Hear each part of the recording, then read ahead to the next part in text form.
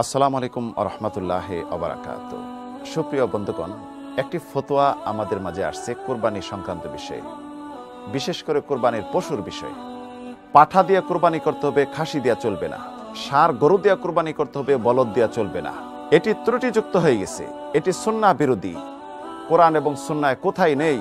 অনেক বন্ধুগণ আমাকেও প্রশ্ন করেছেন, তাহলে এই যে ফতোয়া আসছে এটা কি ফতোয়া সঠিক? আমি বলবো এটি সমাজে ফিতনা। যারা এই সমস্ত ফতোয়া দিচ্ছে, বিদ্যা ছাড়া ফতোয়া দিচ্ছে, তারা সমাজে ফিতনা ছড়াচ্ছে।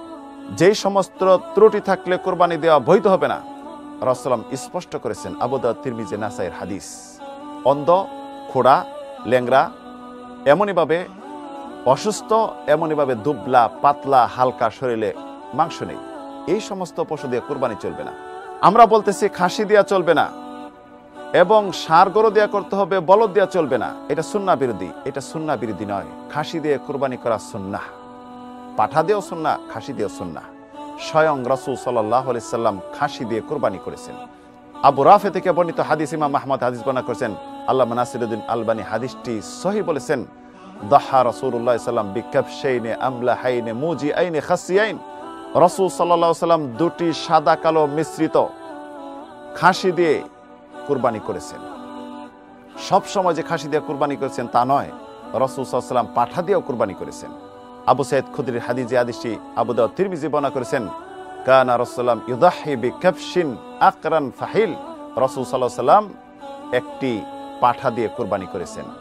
ইমাম মালিক রাহিমাহুল্লাহর কাছে খাসি দিয়ে কুরবানি করা উত্তম বলেছেন এবং বলছেন এটির গোশত সুস্বাদু।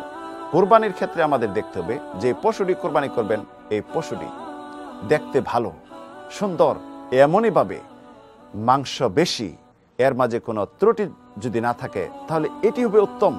খাসি দিয়া করলেন না পাঠা দিয়া করলেন, এটা দেখার বিষয় নয়। আপনার জন্য যেটি ভালো হবে এবং আল্লাহর কাছে যেটা পেশ করবেন দেখতে ভালো হবে, সেটাই পেশ করবেন, সেটাই কবুল হবে ইনশাআল্লাহ। আল্লাহ মাফ করুন, হতে পারে ভবিষ্যতে এমন ফতোয়া চলে আসবে গরু দিয়া কুরবানি চলবে না, ওর দিয়েই করতে হবে। এমন ফতোয়া চলে আসতে পারে আরাবিয়ান দুম্বা, পাঠা দিয়ে কুরবানি করতে হবে, আমাদের দেশীয় ছাগল দেওয়া চলবে না। আল্লাহ মাফ করুন, এই সমস্ত ফতোয়া থেকে, এই সমস্ত মুফতির ফতোয়া থেকে আমাদেরকে হেফাজত করুন। তাই প্রিয় বন্ধুগণ, স্পষ্ট যে ছাগল দিয়ে, খাসি দিয়ে এবং বলদ দিয়ে কুরবানি করা সুন্নত বিরোধী নয়, বরং এটি সুন্নাহ।